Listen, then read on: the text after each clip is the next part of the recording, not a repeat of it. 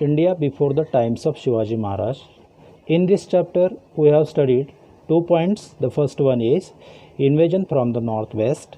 Second one is Sultanate in the north.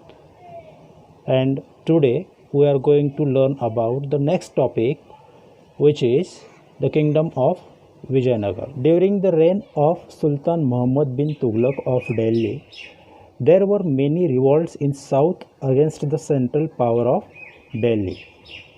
From these revolts arose the formidable Vijayanagar and Bahmani kingdoms. The brothers Harihar and Bukka from South India were Sardars in the service of Delhi Sultanate. Taking advantage of the instability in south during the reign of Muhammad bin Tughlaq, they founded the kingdom of Vijayanagar in south in 1336 CE. Hampi in today's Karnataka was the capital of this kingdom. Harihar was the first king of Vijayanagar. Harihar was succeeded by his brother Bukka. Bukka brought the region up to Rameshwar under his control. Now, what we studied here? We studied here that Muhammad bin Tughlaq conquered all the parts of Delhi and he became the central power of Delhi. As his power started declining, many revolts started against him in South India. Harihar and Bukka were two brothers. They were Sardars in Delhi Sultanate. They started revolt against Muhammad Tughlaq and got victory over him.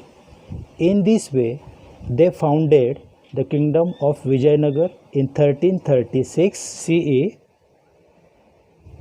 Hampi became the capital of Vijayanagar. Here I want to ask you some questions. The first one is, who founded the kingdom of Vijayanagar? Answer of this question is like this. Harihar and Bukka were two brothers, founded the kingdom of Vijayanagar. Second question, who became the first king of Vijayanagar? Answer of this question is like this. Harihar became the first king of Vijayanagar. Now the next point, Krishnadev Rai. Krishnadev Rai ascended the throne of Vijayanagar in 1509 CE. He conquered Vijayawada and Rajmahendri and annexed the regions to his kingdom. He defeated the combined forces of the armies of the sultans who had united under the leadership of the Bahmani Sultan Muhammad Shah. During Krishnadev Rai's reign, the kingdom of Vijayanagar extended from Cuttack in the east up to Goa in the west, and from the Raichur Doab in the north up to the Indian Ocean in the south. He died in 1530 CE. Krishnadev Rai was a scholar. He wrote Amukta Malyada, a Telugu compendium on polity. The Hazaram temple and Vitthal temple were built in Vijayanagar during his reign. The decline of the Vijayanagar kingdom began with the death of Krishnadev Rai.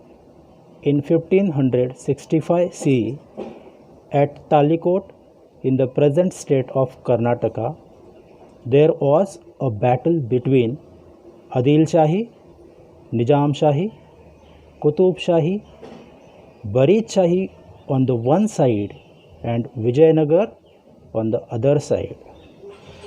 Vijayanagar was defeated. Thereafter, the dominance of Vijayanagar came to an end. The following things we have learnt here under this topic. First thing, the Krishnadev Rai became the king of Vijayanagar in 1509 CE. He joined the Vijayawada and Rajmahendri regions to his kingdom. Second one, he defeated the Sultan's combined army, which had gathered under the leadership of Sultan Mahmud Shah. He wrote a political compendium, Amukta Malyada, in Telugu language. The four Shahis defeated the dynasty of Vijayanagar in the Battle of Talikot in 1565. Thereafter, the dominance of Vijayanagar came to an end.